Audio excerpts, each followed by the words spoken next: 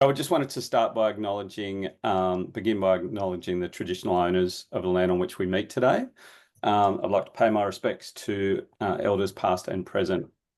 We're going to kick off here. You may have noticed that the session is being recorded. Please smile a lot. Kids at home might be watching. Also, this is the third episode in a four-part webinar series. So in episode one, we heard from World Candidate Experience expert Steve Gard. It's a bit of a mouthful. He'd hate that.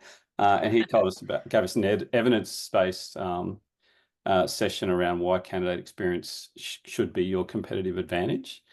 Second episode, we heard from Team Taylor's Connor Ryan, and he took us through how to build step-by-step candidate experience, a perfect candidate experience. But today we're going to hear from, we're actually going to walk the walk. We're going to hear from two candidate experience experts who have not just talk it, they've actually built great candidate programs, and they've been recognised by their industry peers, and both have received awards recently. So first on our panel is my good friend and fellow Queenslander, Katie LePage. Katie is the Chief Talent Officer at Infinite Care, a leading aged care provider. Previously, she's led the talent teams at BHP, Downer, Energy Australia, so she knows a bit. And in her downtime, she co-hosts the Brisbane Rec Meetup and recently won Best Tech Stack Award. So yeah, Katie, awesome. Thank Welcome. you. Thank you for having me. It's great to be here. Awesome. Under the spotlight with Katie is another good mate, is Brad Kent. Brad's the TA manager. Also a Queenslander. Yeah. I wasn't going to drop that in because the Yeah, Sydney people will just turn off. But Brad's the TA manager in Queensland at Unity Water, and he's got a wealth of knowledge. Also, having had stints at BHP, Technology One, and Queensland Health. Not only does he have the best beard on this show, Totally. he also received Nailing it. the Benchmarks Award. That would be embarrassing, wouldn't it? Actually, Katie's got the best beard. No, award for the best candidate experience from Benchmarks. So, yeah, let's lead it off.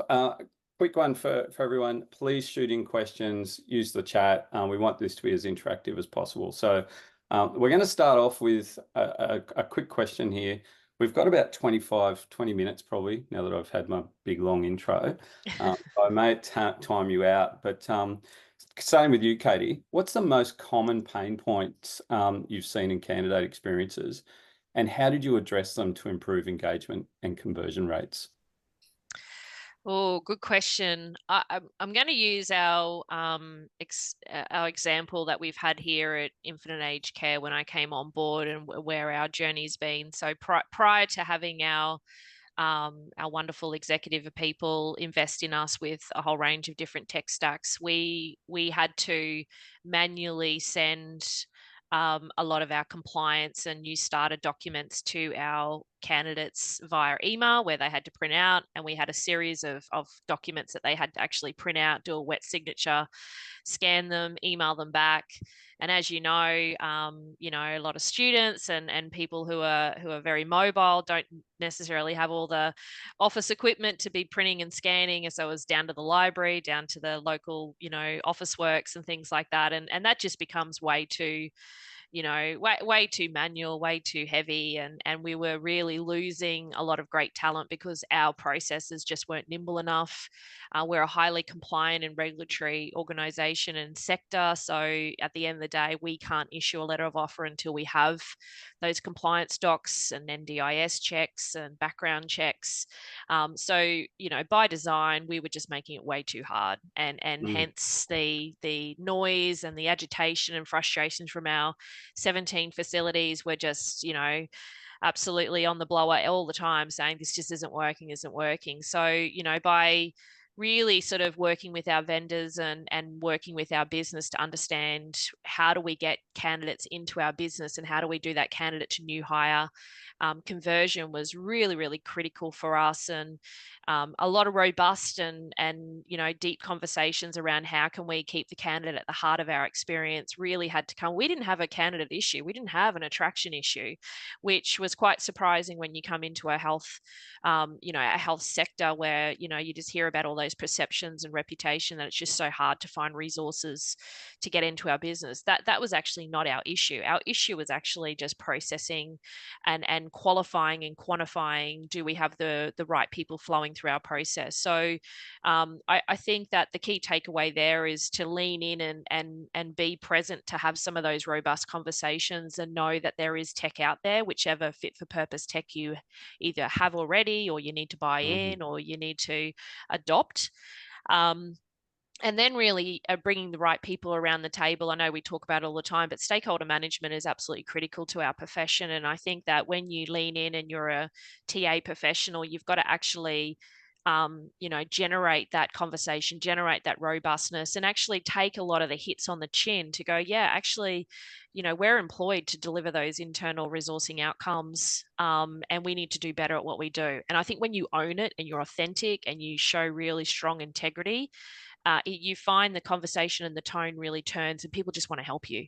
So Okay. for us, we delivered that. And our candidates are now streaming through our process in under 13 working days, week on week. And our whole offer management into employment is under 45 minutes now instead of 5 to 10 days. So Wow. really great outcome. And it's really delivering for our business. Unreal. Brad, can you add to that?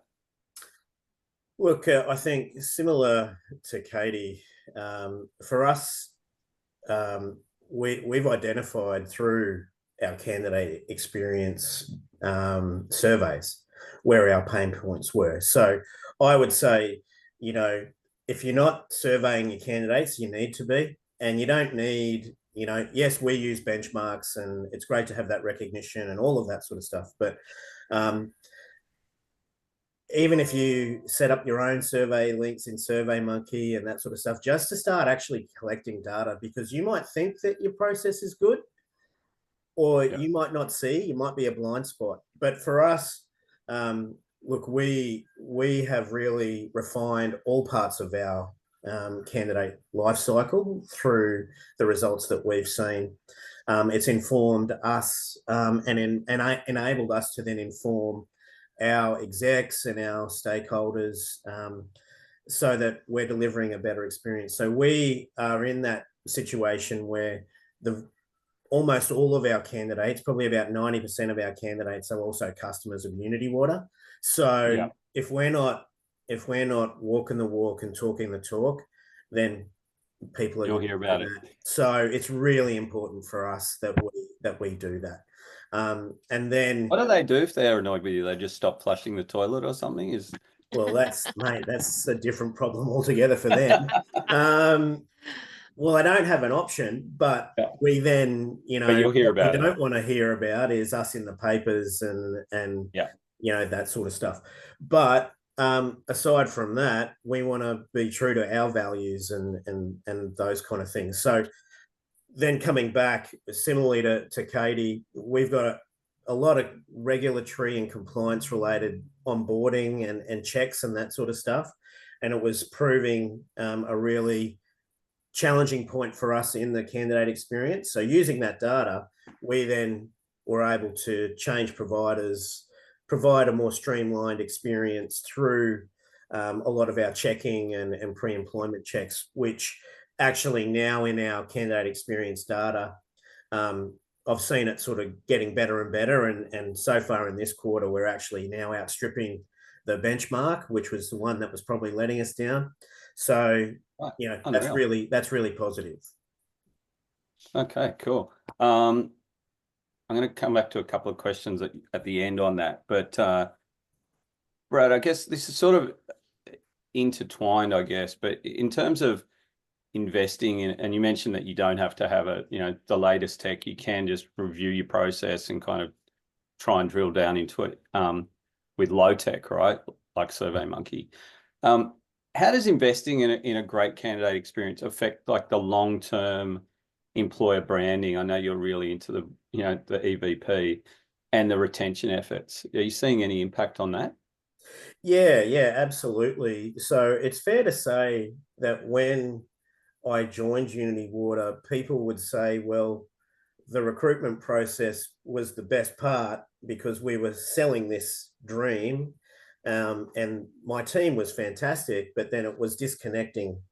And so I think we then had to look at that and change some of the things that we were saying, being just honest about where we're at and what we're doing and those kind of things, because I think we were probably breaking the psychological contract early, in that we were selling a dream and it wasn't the reality and that sort of stuff. So then that was sort of coming through. But then, you know, also, if you're delivering a positive experience and people are feeling communicated to, even if they're unsuccessful, then we get a lot of feedback of, geez, that was great experience. I'd love to, the interviews were great. I'm really disappointed I didn't get it, but I'll definitely be applying again, that sort of stuff. So that just is that word of mouth, that breeds that candidate flow and that desire to want to come and work for you. Katie, what are your thoughts on that in terms of how does investing in a great candidate experience kind of address retention and your employer branding? Yeah, look, I'm very much aligned to the same philosophy as what Brad's talking about as well. I don't think no matter what business you actually work in or represent, I think at the end of the day, we are the professionals in the talent and recruitment space. And I think that we are very much acutely aware of how many candidates flow through our processes day in, day out. And you can actually become quite numb to that. And our teams become numb to that because, you sort of just see the volumes and names and CVs and everything like that. And I think as leaders, we've got a higher purpose to really keep reminding our team and our leaders and our admin support and our IT and payroll and everything like that. These are people and these are people's lives. And, we don't know what happens behind the application. And this could be an absolutely deal breaker for someone. It could be life changing for someone. It could be the difference between someone, getting their first permanent role. And I think sometimes we forget the magnitude of what we do as a profession and our employment opportunities that we offer. So I think that from a branding perspective, we have our own professional brand, but I think we also are very privileged to be representing the brands that we work for. And when you work in highly competitive fields, whether it's mining, oil and gas, energy, utilities, aged care, health, they're all highly competitive markets and they could just go elsewhere. So, we want to make sure, yes, there's a lot of unsuccessfuls that come through any recruitment process, but what we want to make sure that is everyone is treated with high respect and high professionalism and the branding will take care of itself. But you've also got to be, as Brad said, very true and honest to what you're offering at the front of the house versus what they feel within the house. Yeah. And that's something that my team are now sort of evolving into, is that real internal experience from what I call as candidate to new employee. Our job does not stop when we issue a letter of contract. Our job does not stop when they're only first week in. We're continually to partner. Where are they at 3 months? Where are they at 12 months? Because they effectively should be ready for their next career opportunity. And that's the next evolution that we're sort of taking our team is, yes, we do the front of the house very, very well, but it's when they translate into the house and what there is their experience. Because, when you're a health professional, when you're in the utility space, or you're a mining engineer, or you're working for the local government, there will come a point in time, depending on your drivers and your ambition, that you're ready to move on. And what we want to make sure is that experience internally is just as amazing as when they've had before they came into the house. And I think that's where we can all move the dial on. Candidate experience is great, and we do that very, very well, but how do you take that internally for an internal candidate experience? I think that's the next wave of thinking of how we bring our craft more internally and make sure all of talent and have that whole of talent approach. And do you, I'm drifting off script here a little bit, but do you talk like this with the broader leadership team? Are they all across that? Or, I mean, we know the volumes that you guys get, and it's easy to go, hey, we had 10,000 people through this year. But is the executive also on board with that kind of ethos? The executive are definitely on board with that because they operate by nature in a highly competitive field. You know, where you know it's no secret we're expanding into the Victorian market. We're building, we're acquiring. You know, they live and breathe all of this stuff and how competitive edge and how your brand is the difference between being profitable and not profitable. I think the operational leaders are definitely on that journey, and I think when you have an internal team that, you know, has this sort of ethos, and we talk about candidate experience, there's still a long journey to go. We've got a whole range of education masterclasses that we're designing and we'll be deploying in early new year, just thinking about, you know, that sort of whole candidate to new hire experience. But where I'm definitely, and my team are definitely starting to use different language, is that commercial language. Like, we now talk about overtime, we now talk about agency spend, we live and breathe attrition, you know, and we talk to our operational leaders and our executive about, you know, it's not, you know, attrition isn't always a recruitment issue. It's a retention issue. We can get people through the house, the front door, you know, all day, every day, but it's that experience that you give them when they're in the organization and retaining them, because once you get that resignation or people move on, that instantly becomes a recruitment, you know, activity. So it all goes hand in hand. So recruitment and retention, attrition, overtime, agency spend, it's all got to be part of your day and, you know, your daily language and your DNA of how you're engaging your leaders. And that is a journey. You've got some leaders that absolutely get it, some that are on that journey because they've never been with talent professionals before that just talk this all day. And then you've got emerging leaders that have never recruited before. So they're very much like big sponges and very green. They want to learn the best way to do it. I'm going to interject there a little bit, and maybe Brad, you can share some insights on this as well. But you kind of touched on, you know, not just the front of house, but, you know, in-house as well. And obviously that's a much bigger team, right? We're talking about hiring managers, we're talking about leaders within the group that may not be involved initially in the recruitment process at all. So how do you convey that, I guess, commercial impact to them, and how do you get them on board, whether they're, you know, downstream managers? I think for us, our execs are really probably well versed in the impacts of the amount of candidates we have and the impacts that the TA is a window into the organisation and the front door for many people, all that sort of stuff. I would honestly say that we've got work to do with the levels down, that I guess that they understand every instance, every interaction, you know, is an experience that someone's going to remember, and that the volume's coming through. But also on that, you know, we have done a lot of focus and surveying for the last, you know, 3-4 years on candidate experience, whereas we're going to continue doing that, you know, to get that data. But now we're doing it with our hiring leaders as well, because I think we also need to show them that we're committed to delivering a recruitment and a talent acquisition function that meets their needs, not just the candidates' needs. And so, you know, we've just literally done our first one this quarter. And yeah, it's good, because the things that we're then getting back are, the recruitment team's great, the recruiters are all awesome, but we need work on our process, right?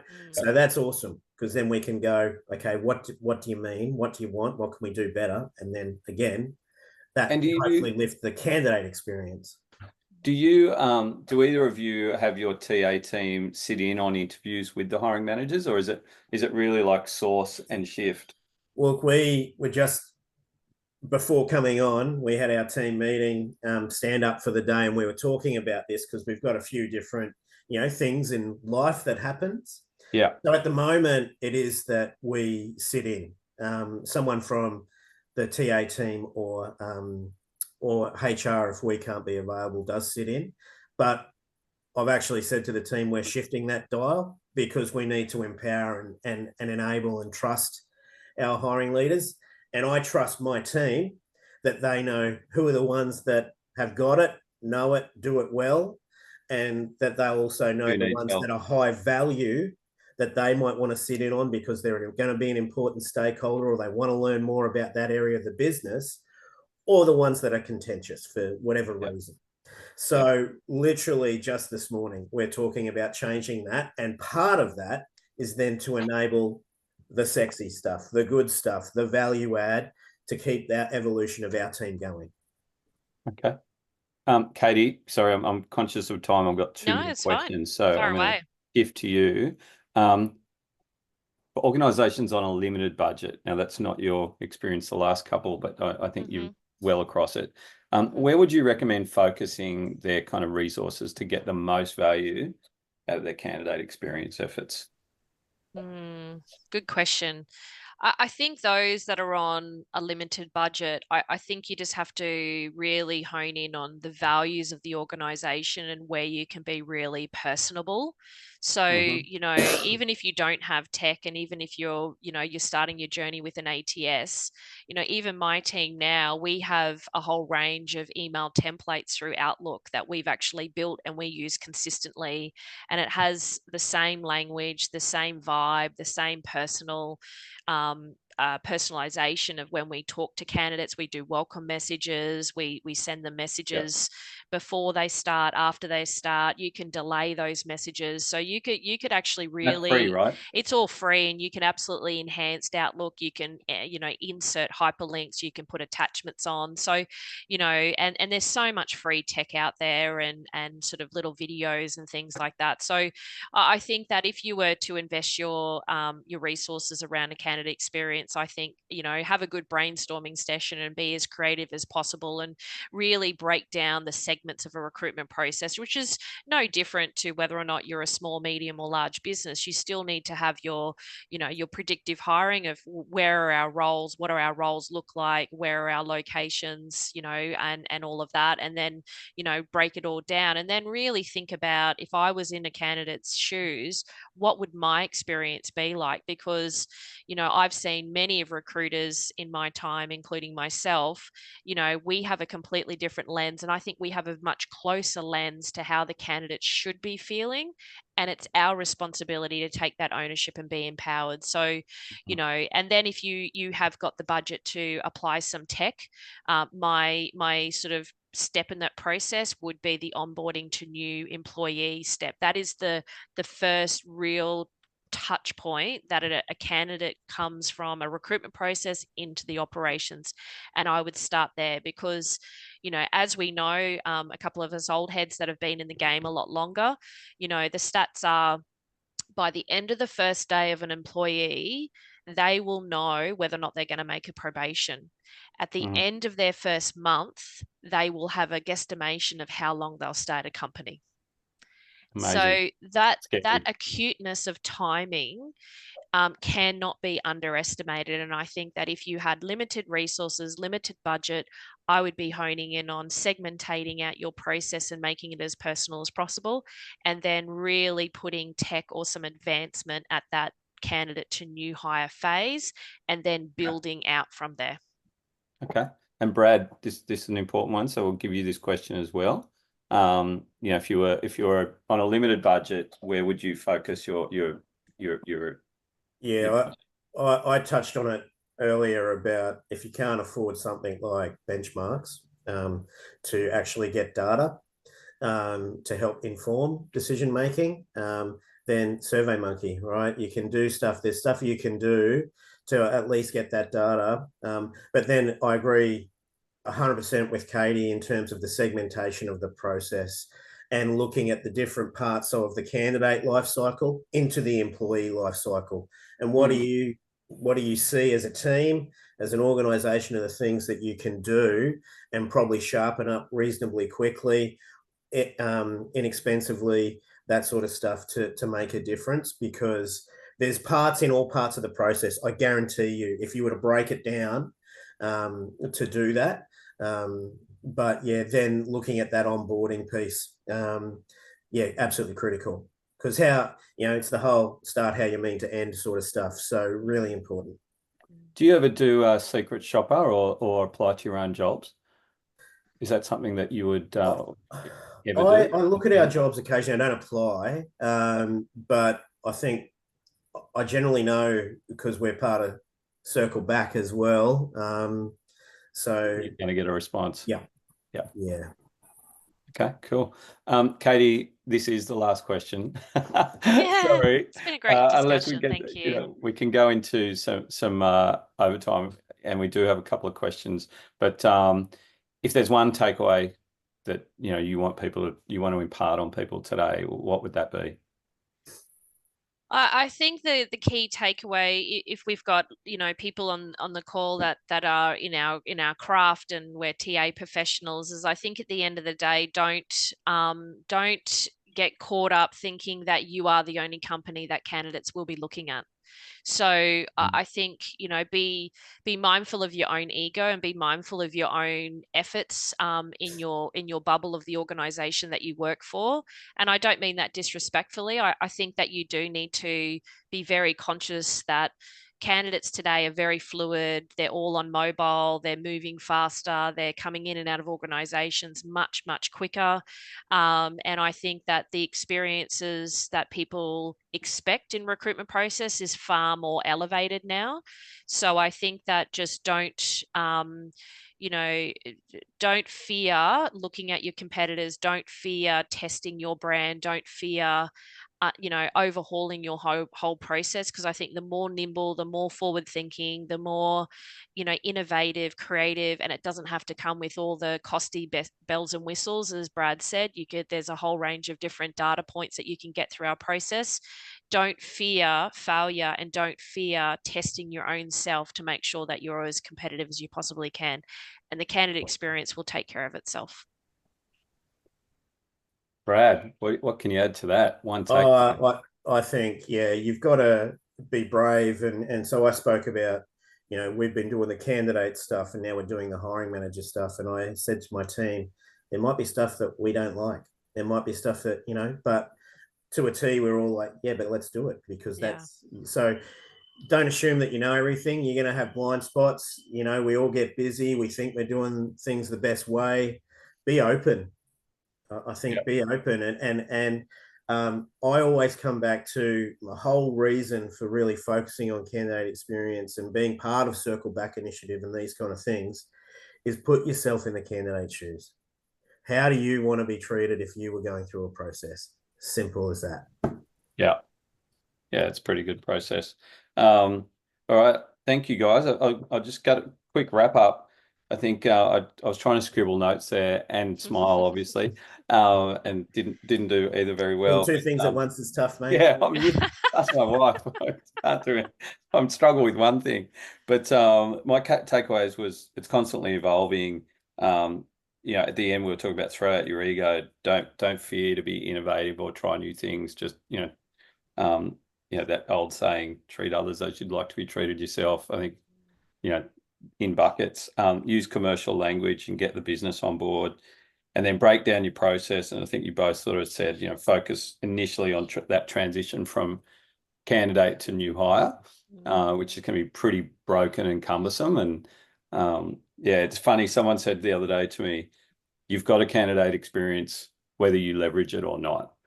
So like you've already got, true. You've already got one. You might as well make it a good one. Yeah. But I don't think we've got any questions, so we might wrap up there, guys. But thank you so much. I really enjoyed the chat. I'll see you guys, some of you next week. Thanks for having us. Great to connect, awesome. Dave. Great to connect, Brad. Thank you so much, and all the best with the listeners and their candidate experience. Awesome. Thanks, guys. Take care. Thanks, everyone. See ya. Bye. Bye.